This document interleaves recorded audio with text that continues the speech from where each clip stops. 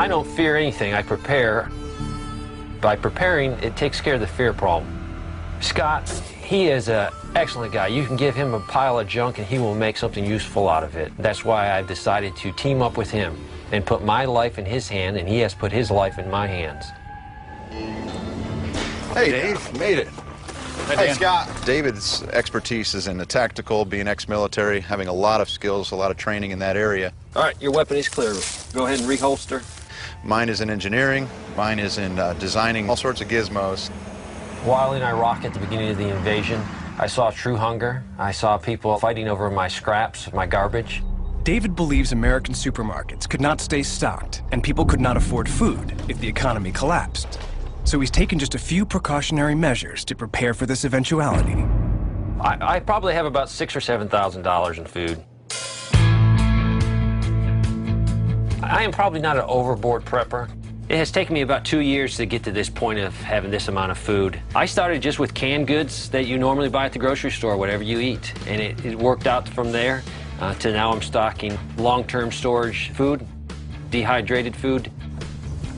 A big thing that you need to make sure you stock is toilet paper. It's used by everyone in the world. We stock a 2-year supply of toilet paper, more toilet paper.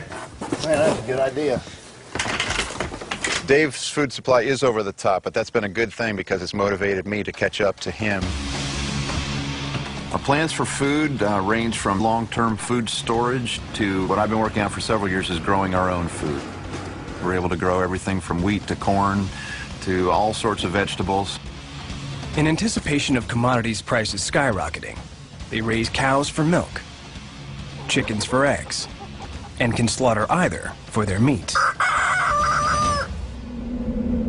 Scott grows 1,200 pounds of wheat a year, and to make up for any shortfall of available flour, he puts his 10-year-old daughter, Sarah, and her much older bicycle to work.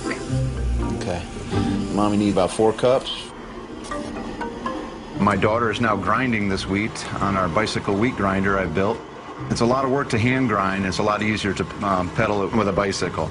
And so we're grinding this today, and we're going to make bread from it tomorrow. Of course, preppers don't live on bread alone.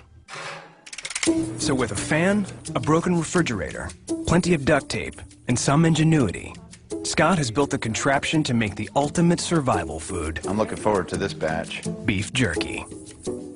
I take hot water from my wood boiler outside and bring water in here at about 180 degrees into the heat exchanger. The fan blows across that heat exchanger and the hot air travels into an old refrigerator.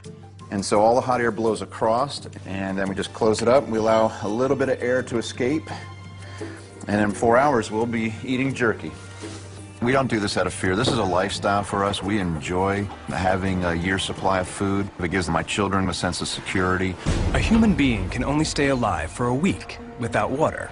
Scott understands that access to it is crucial for their survival. We have 3 different sources of water and 5 different ways to pump the water up the hill. Without good water, you're not going to survive long. We have hydraulic ram pumps to pump water up on the hill. We have springs. Here's a solar panel that I use to pump water out of a spring, and then a drilled well that I can get drinking water out of that with a hand pump. And so I know that I can get water out of the ground for my family.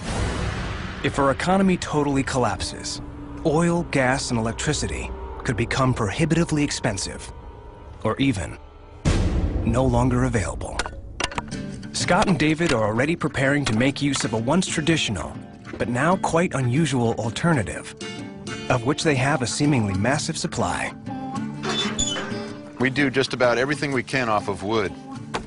From cooking, to heating our home, to heating our water. Including driving his truck. And here I have my gasifier. And the gasifier extracts the gases out of wood, and then we take the gases and run them directly into an engine. The gas comes up the right side of the engine, and then I hook it into an existing carburetor, and then the wood gas carburetor mixes air and the wood gas in about a 50-50 ratio. That's pretty much it. It's pretty simple. It's a process that's been around since World War II.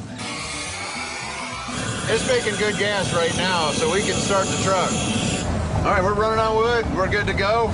Being able to go for an afternoon joyride is nice, but if their fears materialize, this retooled 1962 Ford pickup has been customized to hook up to their generator so it can power up the entire compound. And this amount of wood, about 3 pounds of wood, works out to be about 1 kilowatt per hour of electricity. And with the wood, I feel I have an indefinite supply in this area.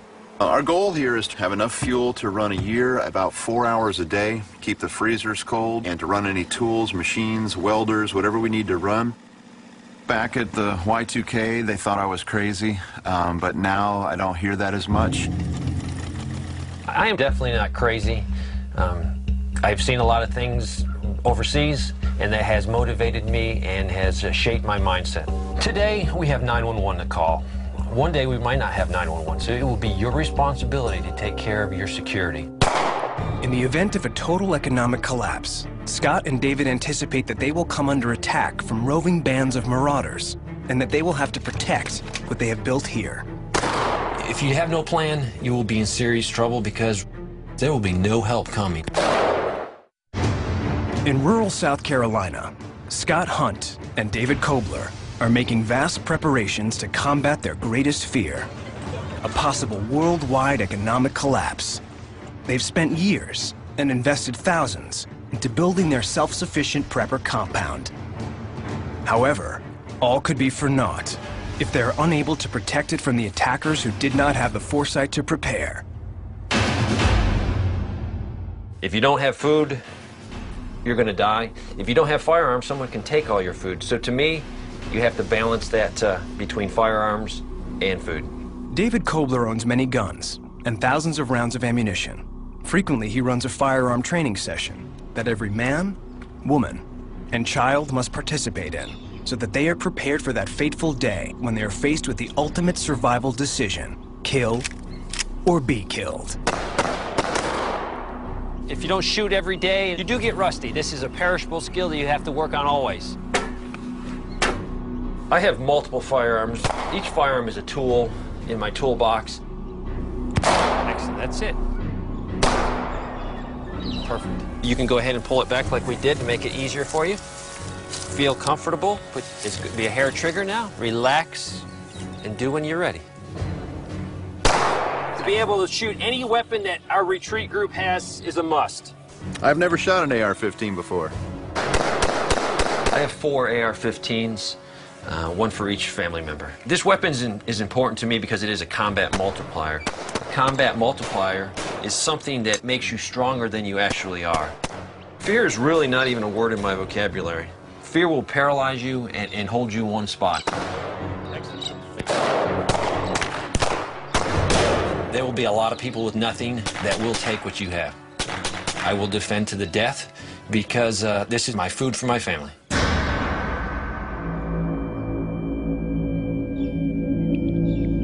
"55 acres is an almost impossible area to defend effectively. To overcome this, David has formulated a plan that creates a smaller perimeter of defense. We've decided to condense it at night and only watch about 5 or 6 acres. Today I'm looking for spots where we can put some more tripwires. These small devices are combat multipliers. They make us feel stronger and look stronger. This is a natural trail through the creek. If someone